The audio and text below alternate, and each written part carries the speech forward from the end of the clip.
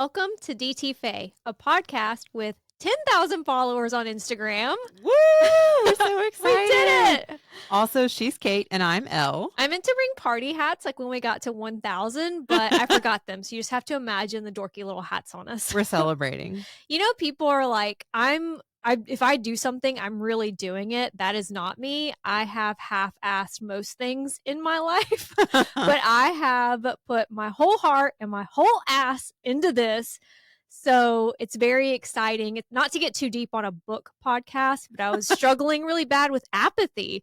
And the podcast has kind of given me something to enjoy doing because God knows I don't enjoy work. So thank y'all. It's a good creative outlet. I think we're really enjoying doing this, but also Kate's really showing a creative side that we love to see. It's been fun. And for everyone sticking around, especially in those early Crescent City episodes, when we were fighting for our lives, figuring it out. Thank you.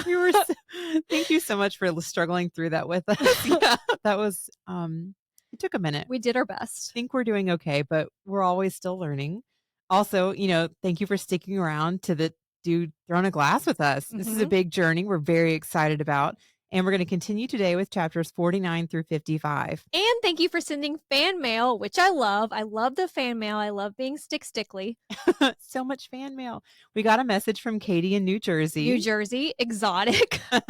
So today we're finishing book 1, and next week we will start Crown of Midnight with hopefully chapters 1 through 10. If my boss doesn't email me too much, he's kind of obsessed with me lately.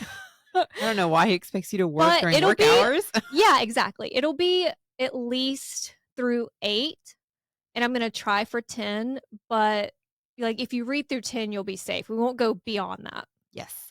And just a reminder, we will not be spoiling Throne of Glass beyond the chapters that we're covering, but there will be some mass first talk to connect it to Akatar and Crescent City. We're going to try to give warnings whenever we do that, though. That's just so much of the fun of these books is connecting it to the other books. Yeah. But yeah, I don't want to spoil anything, so we'll give warnings.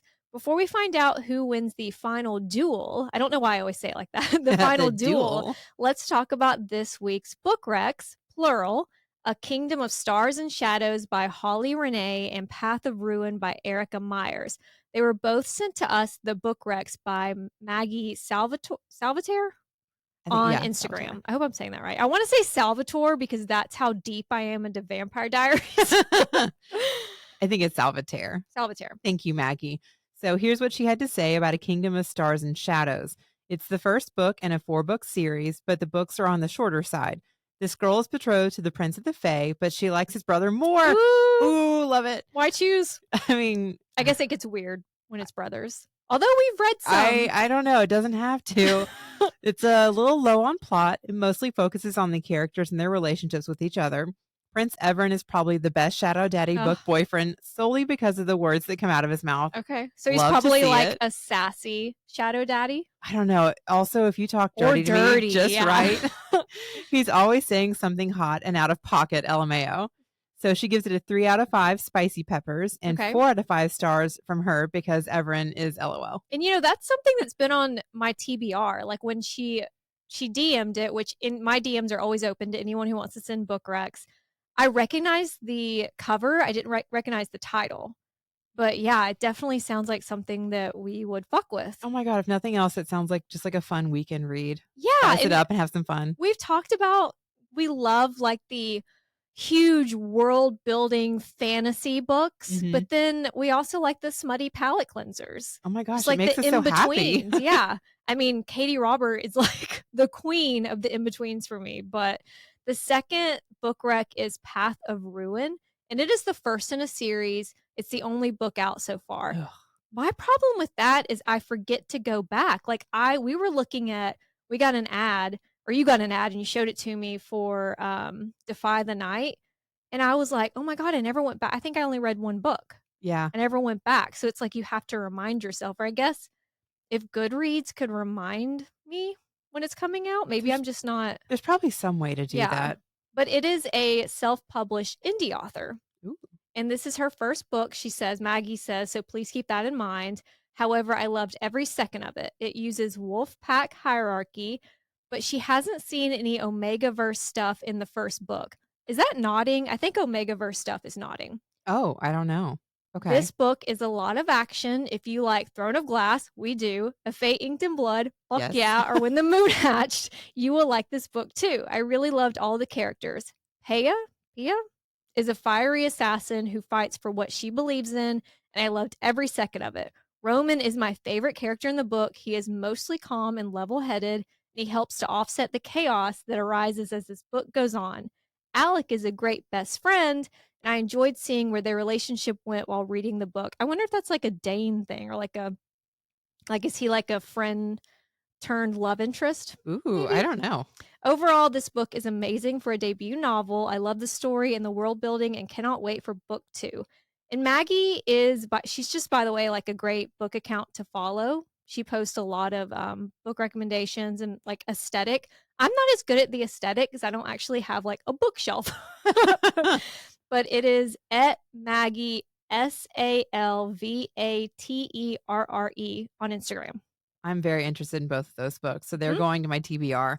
And if you'd like to submit a book rec, please slide into our DMs. We're trying to keep our Goodreads updated, and that's linked on our Instagram as well. Oh, and we both started watching My Lady Jane. Did you keep watching? We started it Friday night, and I was surprised because I did not read that book, but I didn't know it had like a magical element. Also, yeah, it's also what do we compare it to? Because it's like present day music. A Knight's Tale. Yeah, it reminded us very much of A Knight's Tale. It was kind of funny and snarky and unexpected, but I did not keep watching it. I'll wait to watch it with you. Well, and it's the guy from A Discovery of Witches. Yes. So we know him well. We know him. But then I was like, okay, we have to watch Spartacus.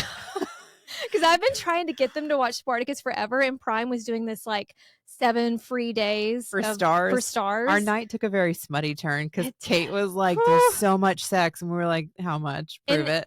It's not like great. It's shot kind of like 300, the movie, like that. I don't know what you'd call it. It's very comic book looking. Yeah, it's kind of Guy Ritchie. Also. And so we watched 2 episodes, and then I was like, okay, we have to get to the sex scene. So we skipped all the way to episode 9. And there's sex scenes in every episode, but it was like a specific, very dirty sex scene. It was great. Like, if you haven't tried Spartacus, I think it's Spartacus Blood and Sand on Stars. Just go to episode 9 towards the end. Sorry, I suddenly have a tickle in my throat. I apologize for coughing. You got something in your throat. Uh-oh. But we also need to talk about all of the Colleen Hoover It Ends With Us drama. I'll wait until the end so that people who don't care don't have to suffer through us talking about it. Yeah, do I have that choice? You do not. Okay. You will be suffering through it.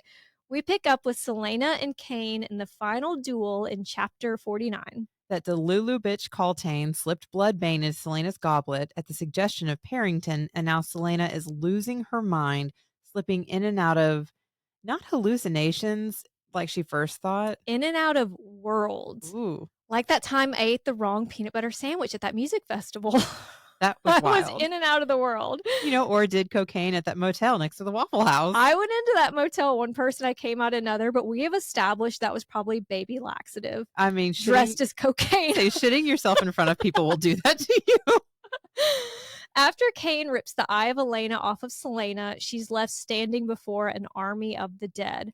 For that, I was kind of picturing the White Walkers, especially after the House of the Dragon finale, where we saw not the Night King. A lot of people are saying it's the Night King. It is not the Night King, but one of the White Walkers, like he has the generals. Yeah. That's the vibe I'm picturing. It just sounds terrifying. These monsters are clawing at her and she's fighting them off, but all anyone can see is that she's thrashing on the ground. I don't know what's worse. Like, you're fighting an army of the dead, but you also look like you're on bath salts in front of our baby girl Dorian. I'd be so embarrassed.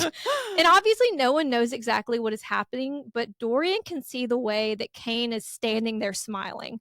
So he's like, this isn't in her head. This is something else is going on. And again, as much as Dorian wants to intervene, he's scared that Celaena will be disqualified and sent back to Endovir if he intervenes. Yeah. Oof, it is tough. While Chaol and Dorian watch in horror, Nehemia steps up beside them, her fingers moving rapidly under the folds of her cloak, tracing symbols in the air. You know, she's actually doing something compared to Chaol and Dorian. Yep. Celaena is kneeling, unable to find her way out of the darkness, but she's not giving up. She's not going out like this. I mean, she's constantly telling herself that she's not going to be afraid. So she screams. It's not of terror or despair, but it's a plea for help because Gondor calls for aid. The beacons are lit. And Rohan will answer. Doors burst open all around Celaena, doors of wood, iron, air, and magic, and Elena sweeps in cloaked in golden light. I would love to know where all those other doors go. Can we go, can there be another book where it's just us going through those doors? Because I have to imagine they go to other worlds that we know of. Well, maybe that's her Gods series. We'll explain more of this to us. Oh, yeah, Twilight of the Gods. Yeah. Good point. Sometimes you just have to ask for help. And that's what she's doing. And it did remind me, though, back to Lord of the Rings, when Gandalf arrives and his staff is lit. That's we know SJM was inspired by Tolkien and George R.R. Martin. When I was thinking about Nehemia's staff and Elena's arrival, it gave me similar vibes. Yeah, like a light in the darkness. And also, speaking of House of the Dragon, the red comet from the prophecy that we saw in this last episode, it's something I hadn't connected to Silver Flames, which connects to this series. The red comet is something we see in Silver Flames. You know what I'm talking about? And we know who it is now? Yes. Okay. Yes. Oh, God. You took me back for a second. I was like, wow, you're right. Yeah. But then also, because I'm reading ahead in Throne of Glass, when I'm outlining, and I forgot that a certain character was called the Wolf of the North. The Wolf of the North. Oh, I didn't. I mean, that's some stark coded language. Yeah, that's somebody I haven't forgotten. I can never forget. Anyways, Cain aims his sword at Celaena's chest, but a gust of wind sends him to the ground, his sword flying out of his hands. The dead charge at Elena, but golden light erupts from her. And I think that's why I had assumed that the wind that shoved Celaena into the room with the Ritterak was Elena, was seeing her do that. But I mean, it still could have been Cain.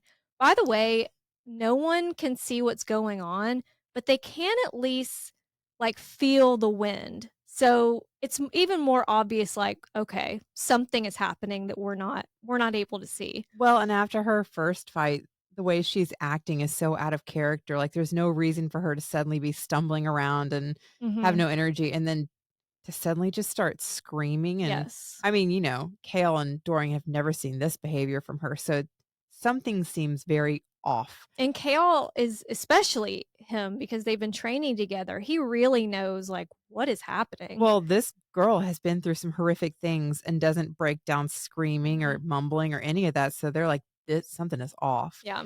But you know what? Elena holds the line. It made me think of, is it Braveheart where they're singing a song about holding the line? You know what I'm talking about? They have a little chant. Yeah, I think so. Yeah. Oh, wow. Anyway. As you said that, I'm like, oh my God, yeah. Elena is wearing a crown of stars, which reminded me a little bit. I keep saying that in this episode. This reminds me of this. But Rhys in the Court of Nightmares, his crown of stars. There's another crown of stars in this series. I think it's Kingdom of Ash. That might be a better fit to try to make that connection. But there's so many crowns and swords and rings, jewelry, that you want to make connections. Well, they also all have names. So we may have to do some kind of spreadsheet. Just put it all together. Elena can't protect Celaena forever, but she can remove the blood vein from her body. I mean, thank you. Once the poison is gone, she won't be able to see the other side of the veil. I mean, just because I can't see the other side, I can't see these demons and monsters, does that mean they're still there? Because that's fucking terrifying. I mean, even if they can't attack me? Yeah, even if they can't hurt me. I hope they can't. Just living with the knowledge that they're there is scary. Elena draws marks on Celaena's brow, the Simba, and tells her to not be afraid as Cain retrieves his sword.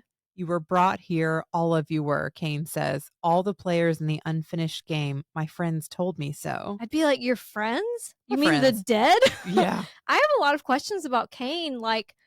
Is how much of what he's doing, is he being a puppet? How much is he in control or aware of? Could I fix him? Well, and we know some of what's going on and we'll learn more, but also is there something separate guiding him? Because that first night that Celaena meets Elena, Elena also says she was brought there. Yeah. She didn't bring Celaena to that tomb. So well, and remember that time where Cain is like holding his own throat, like he doesn't even I don't know if he wants to do what he's doing, but then we also know men from the White Fang Mountains are usually bugging assholes. So yeah, how much of this is he in charge of, somebody is guiding him to do, or somebody is forcing him to do? Mm-hmm. So many questions. Elena forms a symbol with her fingers, and bright blue light slashes into Shadow Cain. So R.I.P. Shadow Daddy Cain. Not Cain, but yes, R.I.P. Shadow Daddy Cain. Cain replaces poison, and Celaena stands, a mark burning on her forehead in blue light. A mark everyone can see, including Cain, the king, and Nehemia. The king being the most concerning person. I mean, that's wild, because this went from being something nobody else could see to like suddenly there's a bright mark when there shouldn't be any magic at all. Right. So, we're in a world without magic. So they're like, if you're just a bystander, you're like, what the fuck is that? Especially like at least the king and Nehemia, they're like, they don't know what it means, but they're like, wow. But just imagine you're someone else, like you're Dorian or Chaol. They're really like, what the fuck? What is happening? Cain swings his sword, and Celaena shoots forward as fast as an arrow of Deanna and buries the jagged end of the staff into his right side, the side Chaol told her he left unguarded. She has Cain on the ground with the staff pressed up against his neck, so it's like over. I mean, she considers killing him, especially because he somehow knew about her parents, and word marks. Like, it's dangerous to leave him alive. But there's also some kind of power around him that seems like what's the word? Insipid. Yeah. Dark. Yeah, exactly. And also, I do wonder if the parents stuff is that, did the dead tell Cain about that? Or does he have a little seer in him? Because we know from the White Fang Mountains, there's seers. Ooh, there's several opportunities for what that could be. We do know that seers, yeah, you said come from the White Fang Mountains, or it could be the dead. Right. Celaena doesn't kill him, and the king begrudgingly names her the winner. He's like, oh, because remember, he didn't even know anybody's name except for Cain. He's like, Cain's going to be with what's his name? And then what's her, what, like, and then he has to be like, well, this is not what I planned, but okay. Yeah. And then Celaena and Nehemia's legs give out, both of their legs. And Dorian, as if released from a spell, runs to her. And I don't know if that's just the language of how sudden he runs, or if there was actually something holding him back. I don't know. She's alive. She won, but she has a cut along her thigh that's still bleeding. Her arm hangs limp, and her face and arms are a patchwork of cuts and bruises. And Dorian knows someone drugged her, and he looks towards Kaltain and Parrington, so he's been paying attention. But he then misses the look that Cain and his father share, although Chaol sees it. And like a total bitch, Cain raises his dagger to literally stab Celaena in the back. And without thinking, Chaol jumps between them and plunges his sword through Cain's heart.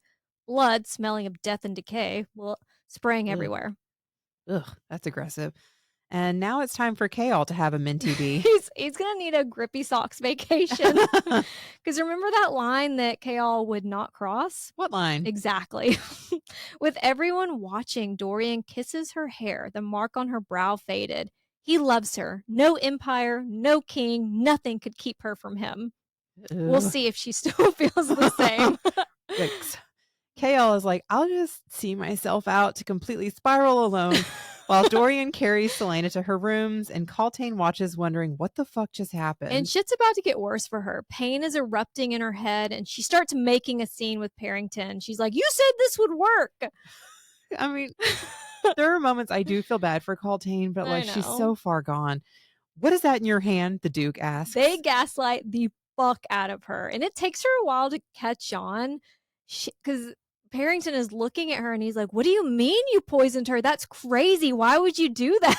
I mean, and she's just like, what? Guards drag her ass as she's trying to scream to the king what happened. Like he doesn't already know that, I mean, it's the same episode, so it's not a spoiler. Well, the king knows that they've been fucking with her. Also, Parrington is a little higher on the food chain. He doesn't care about you. No. He's not going to save you. The king pretty much says that the next day when Dorian visits him to find out what's going to happen to his butt buddy, Chaol. His father's black eyes take him in.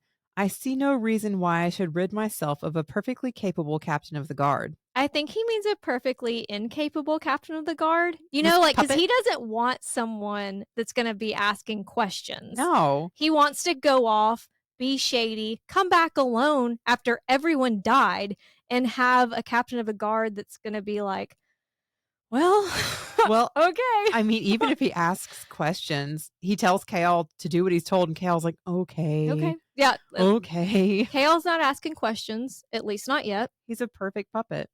Dorian also asks about Celaena. Well, if she were really a good assassin, she'd have noticed the poison. Also, the fact that you're asking about her is putting her in danger. Like, come on, Dorian. I know. He's in love.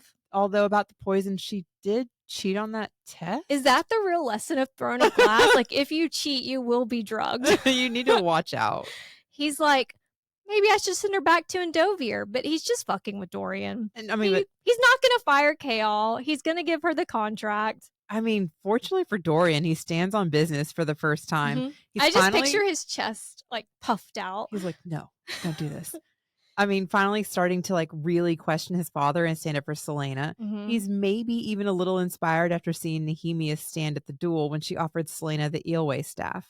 It's sweet, but he did, like you just said, like he's letting his father know Celaena is his weak spot. That is his weakness. If you don't usually stand on business or like you throw fits, but you don't usually stand up and like hold your ground, no matter what it is, he's going to now pay attention. And then you just made it a target. Well, and it's the same thing like in reverse for Celaena, because he's been paying attention to what she cares about too. The king has. Mm-hmm.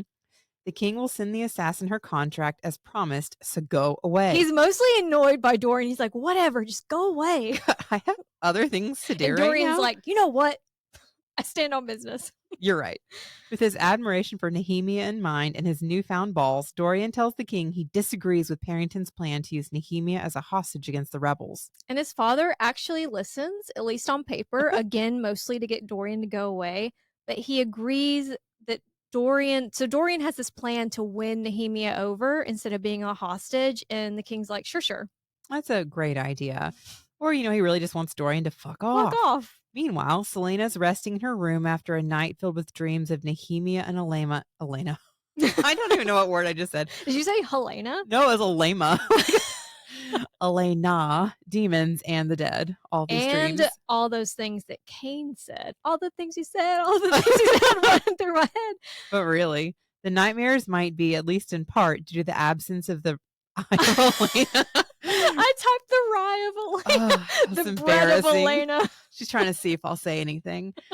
The nightmares could be due to the absence of the eye of Elena, and it was ripped from Celaena's throat in the duel. Nehemia visits. I won't waste time dancing around the truth. I saved your life. Thank you. Thanks. She's so blunt, but it's also almost accusatory. Nehemia saw everything that Celaena saw because her, quote, gifts enabled her to see what others can't.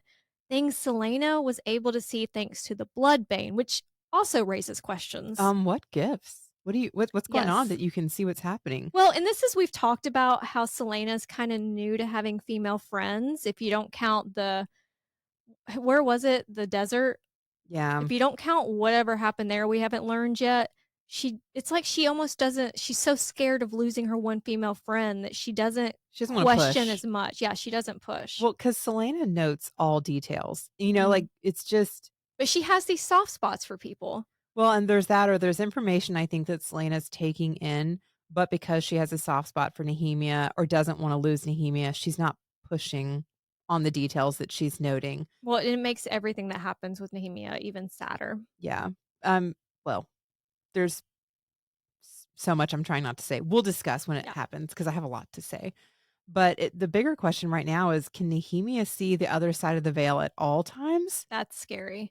It's not what Kaltain intended with the Bloodbane, but it reacted to Celaena's blood because magic calls to magic, like calls to motherfucking like. This is like the origin of like calls to like. I mean, but that also goes back to what we were talking about. We were joking about Kaltain and her crack pipe. But really, like the wings she was hearing, the visions she was starting to have seemed to be enhanced whenever she did her drugs. So is that the case then? Like the drugs are like enhancing whatever's happening. Does that mean that Celaena has magic? This is a lot of, we have a lot of questions about Does Nehemia. Does it also mean that Nehemia knows she has magic? Right. Exactly. Nehemia finally explains why she's been lying about not understanding the common language. You'd be surprised how much people are willing to reveal when they think you can't understand them. And she's right. But, once you get closer with Celaena, why didn't you just stop pretending with her? Because Nehemia wanted a friend. It's like Mean Girls when Lindsay Lohan pretended to be bad at math to spend time with Aaron Samuels. I guess Nehemia thought she needed an excuse, and maybe she did, on an official level. Why would she be spending time? But still, it's just I guess she she's also lied so much. had to learn how much she could really trust Celaena. Yeah, at that point, she thought she was Lillian, or we think she thinks she was a Lillian. Yeah. So. And Celaena was right about what she found in the library. Nehemia was doing research on word marks. She lied when she told Celaena that she didn't know anything about them. She knows everything about them, how to read them, how to use them. Her whole family does. Which is lucky since they work outside of magic, so. Word marks can be used for good or evil, though they've historically been used for the latter. Like Cain, Nehemia knew someone was using word marks to summon demons from the other worlds. Kind of reminds me of Mortal Kombat. What is it? The outer world? I don't know. You know that they come from? Sorry, I haven't watched that. Oh, wow. Okay. Well, I just meant the 90s one. I was obsessed with 90s Mortal Kombat, that movie. But I take it as an in-between, purgatory, I guess, when she talks about the other worlds. Cain knew enough about word marks to summon creatures, but he didn't know how to control them or send them back. So it's like it when I'm at work and my boss asks me, how do I edit a PDF? He can only get so far until I have to fix it. When you said the in-between, I immediately thought of, oh my gosh, my brain blanked. Stranger Things. Oh, yeah. The upside down. The upside down. Yeah, sorry. That explains those are some creepy creatures. No, you're right. But this means that for months, Nehemia has been banishing and killing these creatures. It explains how she knew what to do with the Ritterak when it bit Celaena. And the marks that are under Celaena's bed. Plot twist, they were put there by Nehemia to protect Celaena. And I know that Nehemia in this moment is talking about how fucking annoyed she was because Celaena kept washing them away. But how could she have possibly known? Because she doesn't know what the word marks mean, that they're there for protection. And she doesn't know anyone good that knows word marks. So, of course, she's going to assume that it's something bad. Well, Nehemia also cut off communication, not Celaena. Nehemia did that. You're the one that lashed out. You're the one that cut off communication. I could have come to you if you hadn't been avoiding me. Right. So, Nehemia's been doing the most, and she almost seems annoyed by that. But, right, you didn't communicate any of this to me. I'm not summoning creatures that you're having to. And I know that it's probably a lot of energy she's expending to send these creatures back. I get it. I would be very stressed out if it's Nehemia. You have to always be on guard and you're keeping it to yourself. Right. But, you didn't necessarily have to. The real enemies to lovers would be Nehemia and Cain. Oh, nope. Nehemia doesn't know how Cain had the knowledge that he did, but apparently when Celaena was in the in-between, thanks to the Bloodbane, it was Cain's presence that sent a group text to the creatures to pull up. Like Kaltain, there's clearly more to Cain and more to his blood. Using word marks, Nehemia opened a portal into one of the realms of the other world and let Elena through, though Elena had already heard Celaena's call for help before Nehemia got involved. Right so there, that opens so many questions for me. What? How do you know how to just open a portal? Can I open a portal? What is it about Celaena that she can call out a plea for help and it is connecting? Yeah. Also, how do you know? How does Nehemia know who Elena is? Interesting. How to open a portal for her?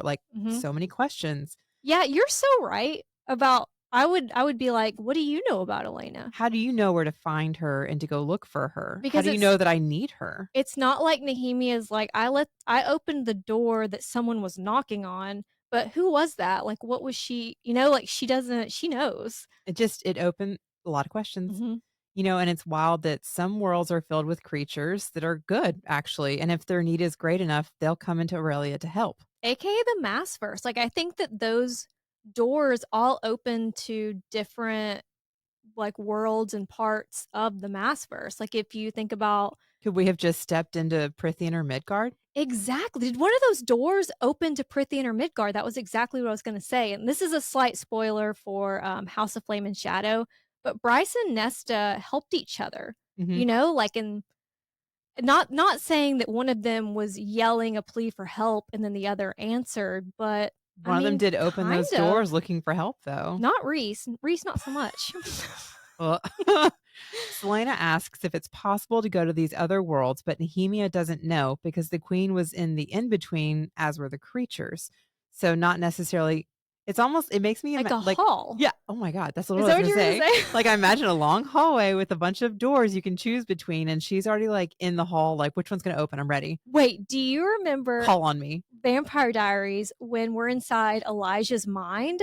And there's all those doors with his memories. Oh, you know what I'm talking God. about? I forgot about that. Yeah, that's what I'm picturing. And then I think Haley has to like go and find him. I was actually visualizing like the Matrix when he like walks into these different halls and you're like, holy cow. But either way, it's wild that she was kind of already there. And thank God nobody else was already there waiting for a door to open. Right. I mean, they didn't come all the way from another world. They were in the in-between, and opening a true portal to another world would take a lot of power, and the portal would close soon after it was opened. Put a pin in that fact for Crown of Midnight. Put a pin in all of this. Put a pin in all this shit. And back to Cain. R.I.P. Cain. What could have been? Nehemia thinks he became a shadow daddy because the evil he was summoning was seeping into his soul. And I kind of think that's what's happening with Nesta and the Dread Trove.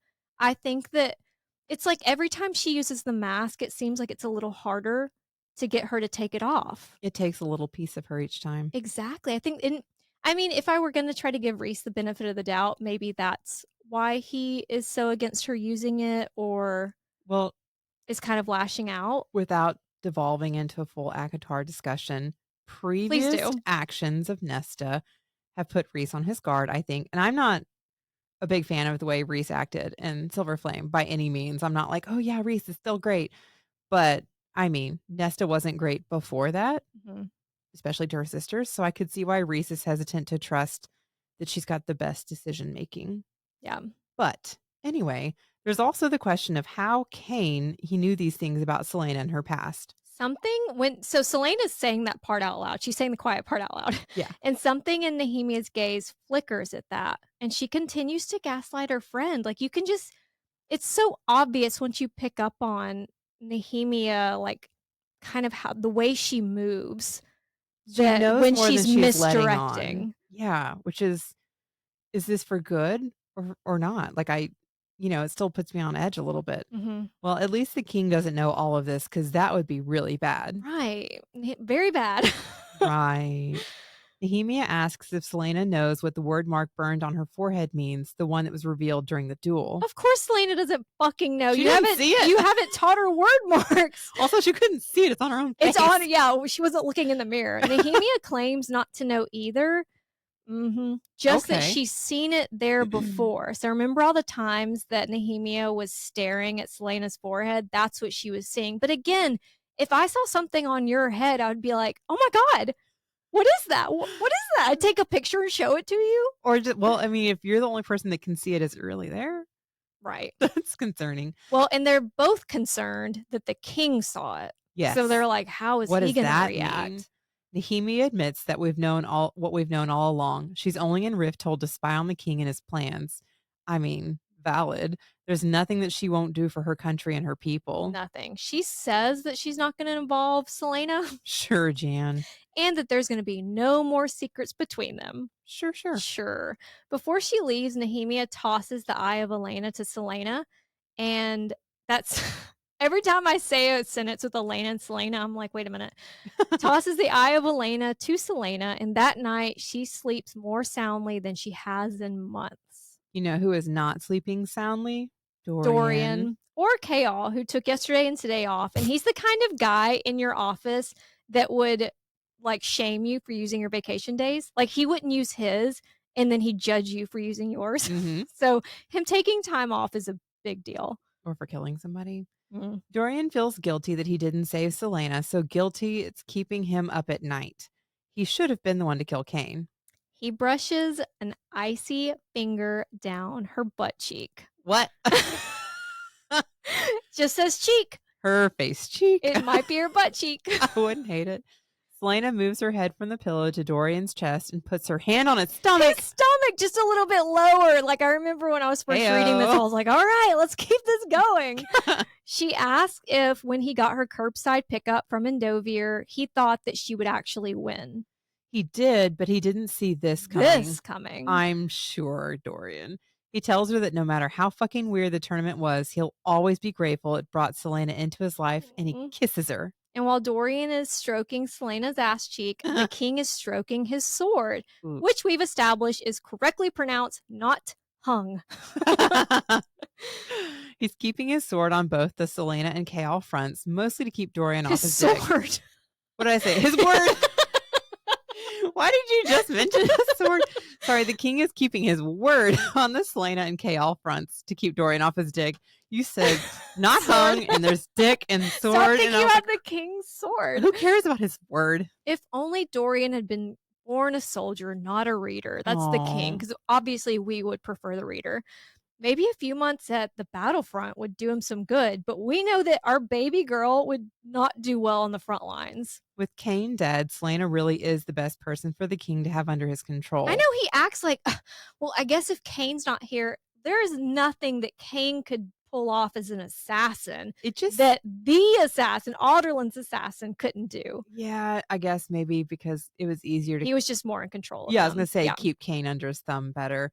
You know, even if he's never seen a word mark like hers before. So the king does know about word marks. All that, like, they're back and forth of, well, at least the king doesn't know. Oh, he does. And when Celaena was thrashing around, he'd felt the eyes of the dead.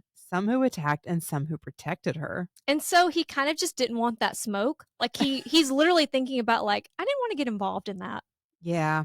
What all is going on there? I don't need all of that extra. It's interesting, though, with what we find out about the king later on, that he couldn't see what was happening. Our manipulation of Kaltain was interesting, he tells Parrington, and his black ring that's been mentioned like 100 times. Literally every page. Were you using the power on her? No, Kaltain was starting to look noticeably affected, drained and pale, so she looked like me, and was experiencing headaches. Everything... From power? What power? That's, that's all these things weren't just like her headaches happening. Like something was being done to Kaltain this whole time. It wasn't smoking crack. I'm sure that wasn't just smoking crack. Parrington was actually experimenting on Kaltain, who still has no idea that Parrington and the king are influencing her. We have got to get on the same page about how we're saying Kaltain. I didn't even notice I'm saying Kaltain. Kaltain proved the ability to influence thoughts and emotions, while Cain proved the physical transformative effects. Now the king would like to test whatever this power's ability is on a few others. That is foreboding? Yes, and foreshadowing. Foreshadowing? So before I say her name wrong again, I have to think of it like, because like I've always thought Nevada, and I've been told it's Nevada. You say Nevada? We're from the South. I know, Nevada. You think you're better than me? People from Nevada say Nevada. Well, you dated someone from there. I know, that's how I learned. But so that means that I'm wanting to say Kaltain, but I should be saying this is yet another thing that is that guy's fault. I fucking hate him. It's messed me up so much. If you're listening, I fucking hate you. He's not. Fuck that guy. Kaltain is in the dungeons, by the way, but she won't be there for long. Because they're going to make her an offer she can't. I wanted to do a Godfather impression. Make her an offer she can't refuse. They basically have this little villain moment, like they're backlit by green light and they're just doing evil laughing. And the king is like, we have so much to do in Aurelia, but stop with the Nehemia shit because it's attracting too much attention. Wait, okay, king, but like attention to what? Also, poor Dorian really thought he did something earlier. He was like, I convinced my father to do the right thing. And the guy's like, stop doing it because people are noticing. A week after the duel, Celaena is still recovering. She's unable to walk without a limp, but she's like, oh, I'll be running again soon. So it's... that's some really fast healing. That's very fast healing. I would be out for like a year.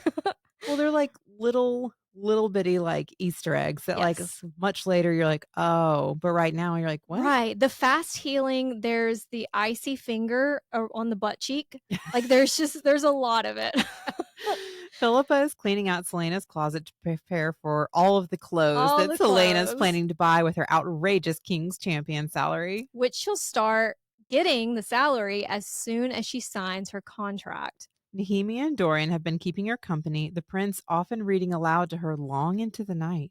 Literally a dream. Like, all I want is a gorgeous, rich, important man to just read to me. Yes. Instead, I only have you reading to your sister, and you skip all the smut.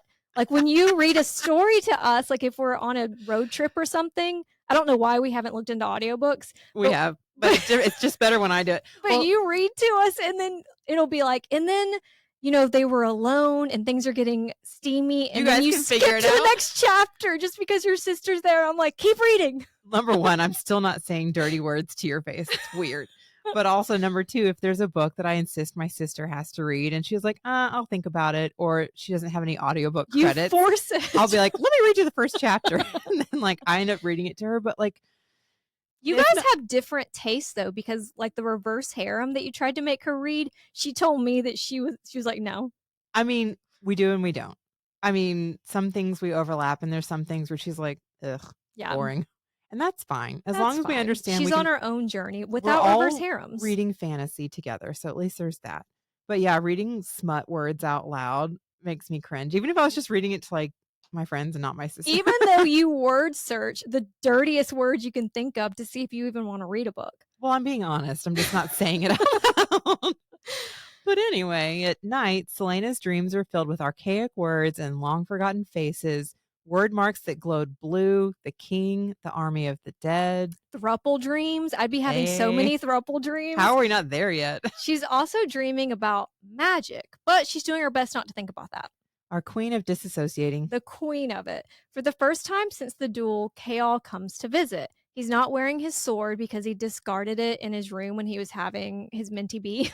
Yep. And Celaena is wearing a nightgown. I think the biggest nightmare part of this entire story is how many unannounced drop-ins Celaena gets. Because you know what I look like if I'm not expecting company?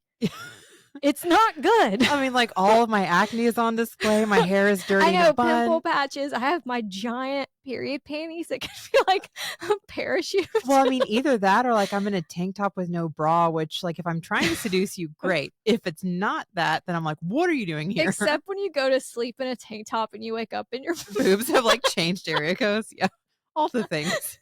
But you know what? Chaol walks in and he's staring. But not at her body. Well, I mean, it's her body, but really it's her injuries. And she's thinking about that moment in the duel when she was laying on the ground and Cain was doing evil laughing and Chaol was reaching for her. And in that moment, she understood something. But now she can't remember exactly what that was. I'm adding something I didn't quite understand. Celaena talks about a chain between her and Chaol back at the duel. Mm-hmm. It's like she feels a chain forming between them. That sounds like a mating bond. Does it not? It does. Which is weird. Well, I mean, considering she was in the middle of something magical happening, to mention a chain, it doesn't feel like it's just a friendship bond or an understanding. It sounded more like something physical or magical that was actually linking them. And I mean, this is pre-Akatar, pre-Crescent City. Not that mates really that even mattered in that series for the most part. So maybe she hadn't fully explored, or maybe she hadn't decided what was going to happen with different characters. Or maybe that was going to be an early Easter egg and Sarah? It was changed. Maybe Sarah hadn't decided. Yeah, my good friend Sarah. There's that, or maybe it's just a bond developing for Celaena, period, that she hadn't expected to connect her to somebody else again. Mm-hmm. What she does know is that Chaol saved her life twice. First by not letting her give up, then more literally when he stopped Cain from stabbing her in the back. And Celaena has put it together that this was Baby's first murder, and Chaol is still working through his feelings. It's not quite the feelings that you expect. He doesn't regret killing Cain, but he can't get over how easy it was. I mean, I can understand why this is hard for him, but I guess he's worried that once it becomes easy, it'll be a slippery slope to just, kill everybody. Like, come on. Well, you're not going to suddenly turn a corner and turn in somebody else. You're captain of the guard. I think you're going to have to kill people every once in a while. I'm actually considering your king as a conqueror. I'm surprised you haven't had to kill people. Well, before. And that shows, I think, of how he's kind of a figurehead of just someone that the king knows won't question him. Yeah, like you're not, because I just feel like the king has people who are killing people. Sure, Chaol's just not.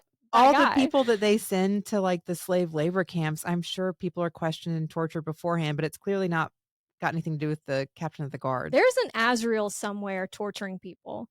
That's a spy master that doesn't like know about any of the plans before they happen. Yeah. Bless Az's heart. Az is as good at spying as Chaol is at guarding. Ooh, burn. Just kidding. I love Az. Don't come for me. Please. Chaol is dealing with his own shit, but it hasn't stopped him from wondering what the fuck Cain was talking about in his final moments.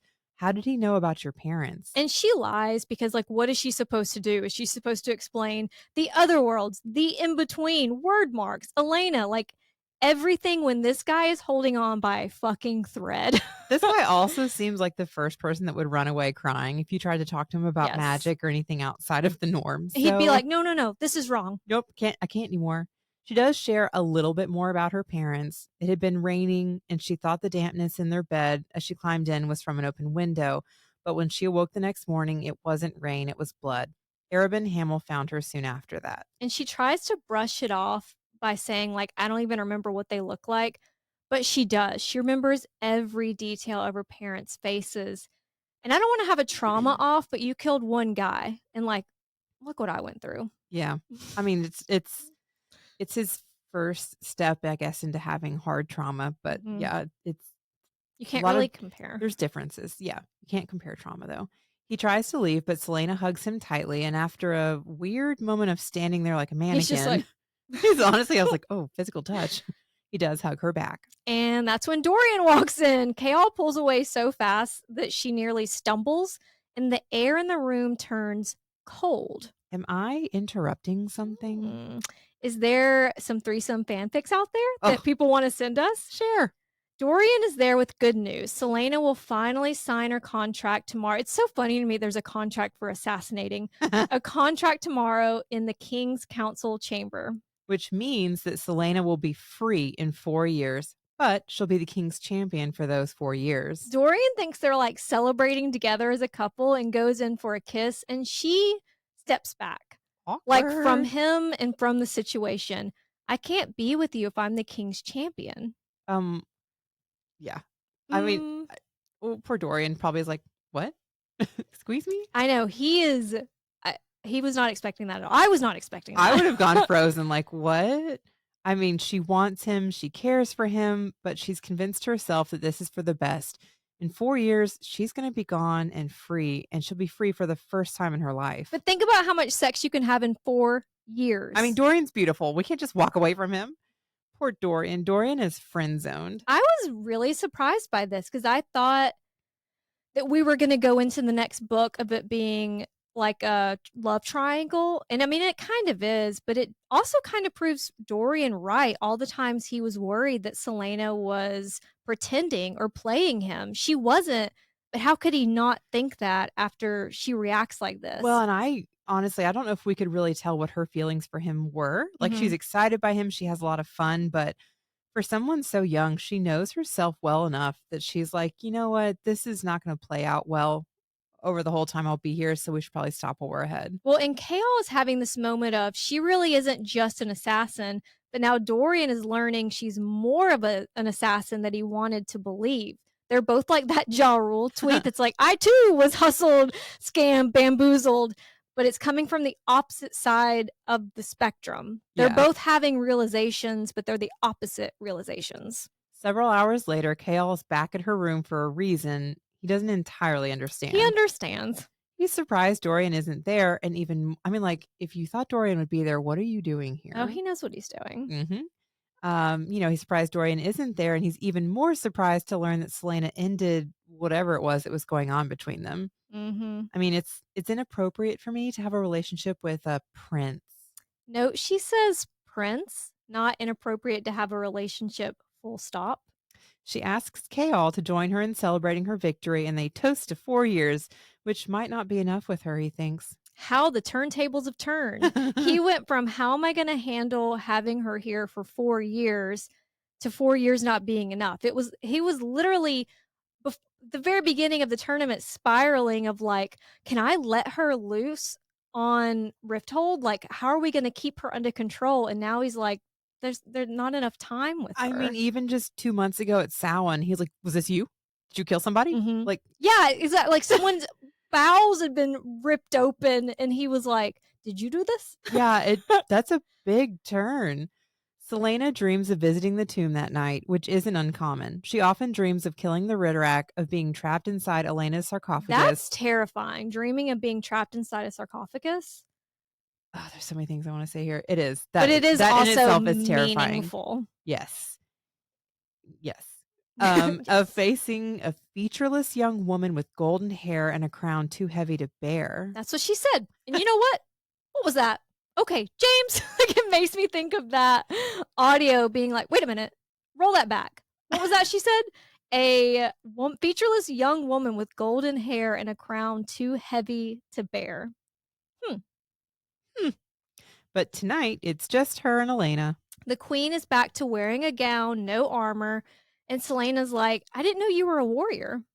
Bitch, you don't know me?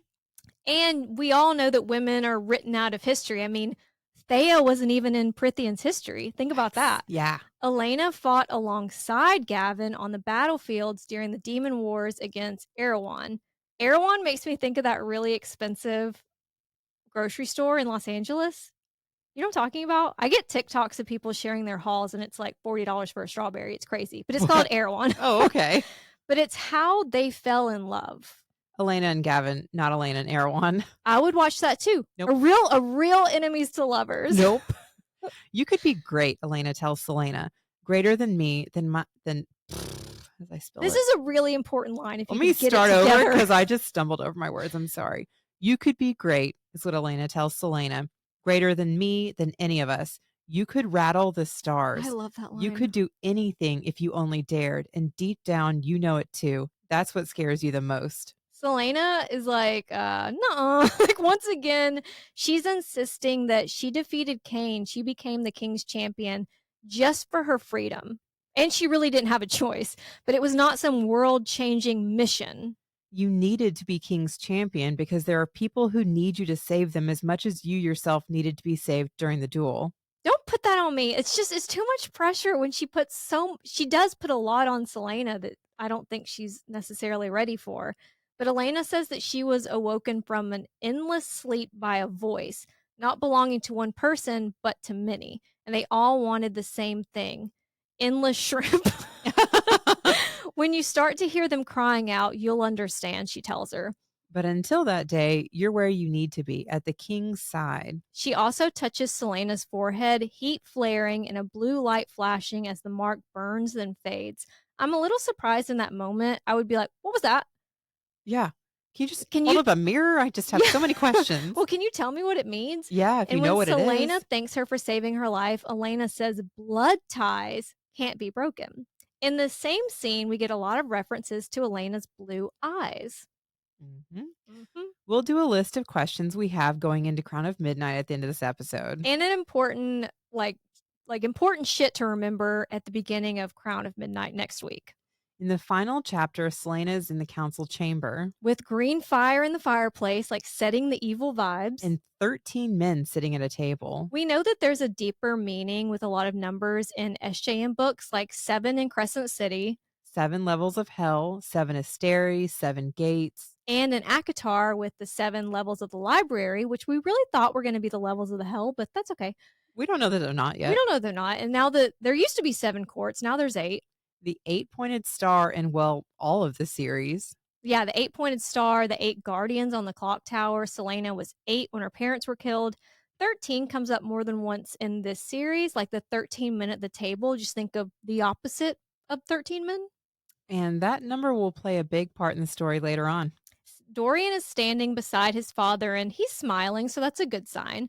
Her heart is in her ass, like it always is around the king. And she's like, one, how can this fuck have so much power? How can this one guy? Because she's obviously, I don't want to say intimidated because she's looking down when that's not her personality to be looking down. There's a reason.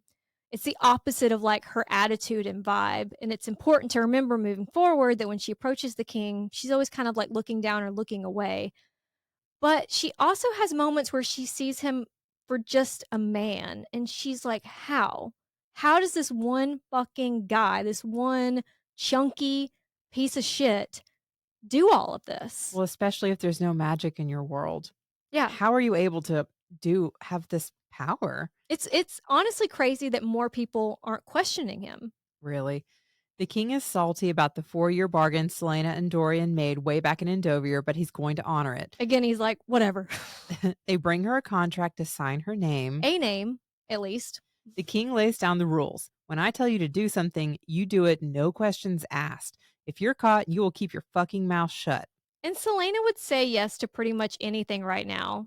Like, what's the alternative? Her freedom is being dangled in front of her. She never even thought, she was, for a full year, she was in Endovir thinking every day was her last. Yeah. So it had never even been a possibility to have freedom again. And has she ever really had freedom? Not like truly? No, she was always beholden to somebody, even if it was Arabin.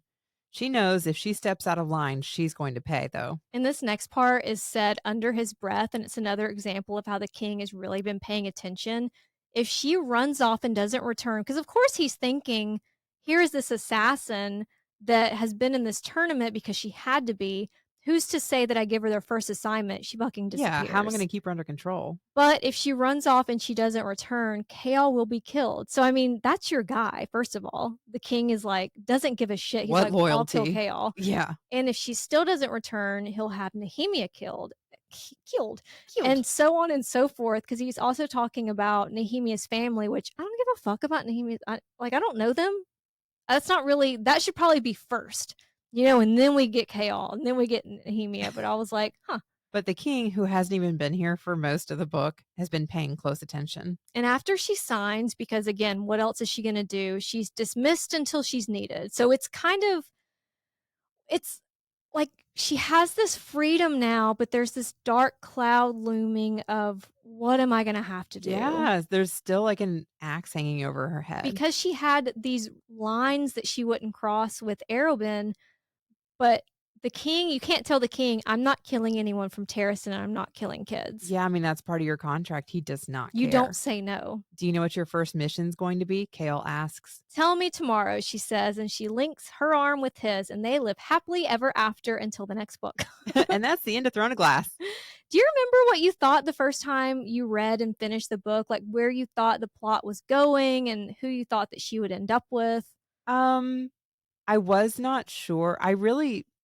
The bond with Chaol always seemed something slower burning and deeper. So when she called things off with Dorian, I don't think I was that surprised because I love Dorian. I think they have fun banter, but it's like the guy that you have fun with versus the guy that you take seriously and let some of your guard down. So like it kind of seemed a little different with Chaol, but also there were bigger overarching hints throughout the book that like if you read any fantasy series, and we've read a lot of different tropes, I kind of figured a general, like I can tell somehow where this is going. I don't know how we're going to get there, but I can tell something. I still don't want to like ruin it for us as we go, but like there were some overall guesses I made that I was like, yeah, checks out. Yeah. I was pretty devastated about Celaena's treatment of Dorian. I wasn't expecting that. I was intrigued by whatever was going on with Chaol, but I wouldn't say I loved Chaol overall either, because I know that he has a lot of growing to do, and like he's kind of coming out of his bubble towards the end of the book. He's like evolving, and he definitely has a good arc. Yeah, I mean, he is an example of how he was raised. His belief system. He's loyal. He's not a bad guy. He just, as he experiences more of the world, it's shaking him up, and it takes him a minute to like process, decide what's and that's normal. That's anybody growing up or like getting outside of like the sphere they were raised in. But didn't necessarily love the way he treated her throughout the book. Yeah. So although I could see them bonding, I still was like, are we are we getting together? Like, I not sure that I loved that, Yeah. but we'll discuss more as the series goes on. It's a happy ending, though, if you look at it on a surface level. Yeah. Celaena was taken from Endovier. She won the tournament. She becomes the king's assassin, and she's going to be free in 4 years. And there was a lot of setup, and there's a lot of loose threads out there. The biggest questions are, who is Celaena? What happened to magic 10 years ago? How do word marks exist outside of magic? Why does Elena want Celaena to be close to the king? What the fuck is Nehemia's deal? Like, what else is she hiding? What do we not know? You know, also the gargoyles, the clock tower, the black rings, Kaltain in the dungeons. What the fuck does times ripped mean? What is the Eye of Elena? What is it about Celaena's blood that allowed her to see beyond the veil when she was drugged? And same question for Kaltain and Cain. And what is this mark on Celaena's forehead? Yeah, so while I've seen people complain that Book 1, Throne of Glass, is slower and more YA than, say, like ACOTAR Crescent City, we got a lot of setup. There's going to be a lot of development and action. I mean, there's a lot of questions that we've just posed, and Sarah delivers. Mm-hmm. She gives us a lot, and it's very interesting. And sometimes there's moments where you're like, oh shit. You know, I love when a writer is good enough that they surprise me. So, well, and I think that a lot of people got into this and they're like, where's the fae? Where's the magic? Yeah, don't hint at the fun stuff and then tell us it's gone. Oh, I don't know. Is it? We're going to get into it. It's going to be I'm so excited I'm so glad our journey has started, because like now that we've gotten established with some of our characters, shit's going to pop off. We're going to really get into the lore and fantasy in this series. The capital F fantasy, which was kind of, if you look at Book 1, missing. Yeah, there were word marks. Well, there was some summoning. You even see the like little, what did you call the fairies with the baby feet? When they were traveling, fully conscious baby. I mean, so like you can tell that some of it should be there, or there's like the remnants of it, but we aren't done. But it's not like you're being in Perithian and seeing why did I say Perithian? Perithian. And you're seeing all of this magic. Like, we're gonna get there. Oh yeah, and it's gonna really start popping off with Book 2. So it's very exciting, and we're finding our plot. We're finding the plot. But before we go, that's the end of Throne of Glass. But I have to talk about the Colleen Hoover drama. Yeah. I'm dying. Talk to us. I don't know if it's made its way to Reels yet, or if you'll see it next year. Thank you. But over on TikTok, everyone is talking about Colleen and Blake unfollowed the director / male lead, Justin. Is it Baldoni? Yeah. And Colleen also made. Oh, you have. Yes. Colleen made her TikTok private, and then she limited comments on Instagram. And then Ryan Reynolds has been weirdly involved in the promotion for this movie that he wasn't in, and he was apparently involved in the writing, because I don't know how much of this is true, but one of the writers, I guess, saw the movie and didn't recognize a rooftop scene. Oh. And was like, Ryan was involved in the writing. So okay, that's kind of weird. And then the marketing has been a little off. Like, it looks like a rom-com, and like Blake and Colleen have been doing promos where they're like wearing all florals, and they're like, wear your florals, because she's Lily Bloom, wear your florals and go with a group of girls. But this is like, it has a lot of, it's dark. It Ends With Us has a lot of heavy subject matter. I mean, it has a lot of domestic violence, and I just can't imagine not knowing that and going with your girlfriends to see a rom-com. If you hadn't told me that, I would have, because... Well, I unfortunately read the book. Oh, we'll see. So no judgment to anyone who likes Colleen Hoover. I like, especially Verity. She's a good writer. I don't, like, if you like it, good. If you don't, if you don't know you're going into the domestic violence, that can be traumatic for some. Nobody's fae. There are no vampires. They're real people. So yeah, it's not really my thing, but I mean, it's kind of surprising. Like, I love watching Blake Lively because of all of her different outfits and the jewelry. Like, I hated the outfits for this movie. Oh my God. Like, you mean for like her premieres? No, for like in the movie. Oh, I don't care about the actual movie. Styling. And it was apparently like all her clothes. But then also, you're promoting a hair care line while promoting a domestic violence movie? Yeah, the timing is, I mean, it's there's a spotlight on you, but that's kind of weird. And I think that Justin has, I don't know, my good friend Justin, I barely know his last name, but it seems like in the interviews that he's doing, he's making the focus on that, like the dark subject matter. Yeah, well, like you guys are apparently addressing something very sensitive, so it's important to address it. That's what I was going to say is I love watching Blake Lively for her outfits and her jewelry and like all that stuff. Like her is her, not as a movie character. So watching all the premiere things, it looks beautiful and glitzy and glam and all the lights. And it kind of feels like they're covering a dark secret if you're going to keep that information hidden or not address it. I also read an article, I think it was this morning, actually, just something brief where Justin was talking about, again, Justin Baldoni, talking about his directing style and that he likes to have a lot of people give input. And then, he's saying that creativity is not just one person. Sometimes more people contributing can like improve and increase the creativity. But I'm wondering from the outside if some of the drama is that, and he even said that he may have seemed like he didn't know what he was doing because it's not like he didn't have his own opinion. He just wanted to see if there was something better to go with. But maybe because like a lot of the cast has unfollowed him. Yeah. So it's not like just Colleen and Blake. Yeah, there's multiple cast members that have unfollowed him. So I wonder if maybe there were issues on set because it seemed like there wasn't enough direction, or maybe, I don't know. It feels like they're hinting that Blake and even Ryan gave too much input. I know Blake is a producer. I just have questions about like, what is the tea? And that she apparently was trying to go for an Oscar push.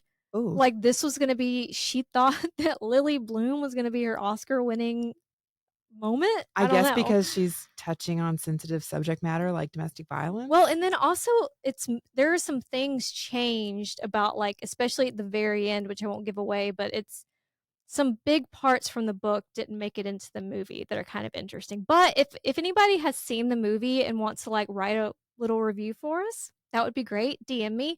I don't know if I'm going to go see it in theaters. That might, for me, be a wait to watch when it streams. But yeah, well, especially if you've read the book and then saw the movie, like, and it's been so long since I read that. My coworker forced me. She like brought a physical book and was like, "You're reading this," and I was like, "Are there fae?" I was gonna say maybe things took more of a turn from the darkness. I don't, we have questions. Let us know. Give us an idea. And as always, please DM us with your book recs. We're trying to keep Goodreads updated with everything that we've talked about, and we're trying to keep up with all the book talk trends, but we love to hear more. Yeah, you're reading Quicksilver, which will be a book rec for us in the future. Yes, hope to recommend it next week. And we'll see y'all next week for Crown of Midnight, hopefully chapters 1 through 10, at least chapters 1 through 8. And in the meantime, if you have time, maybe throw us a rating on Apple Podcasts or Spotify. If you don't want to, that's okay. It feels like when I send an email and I'm like, will you do this? Never mind. Sorry for bothering you. It's all good. But anyway, thank you guys for listening. We can't wait to talk next week. Thanks, y'all. Bye.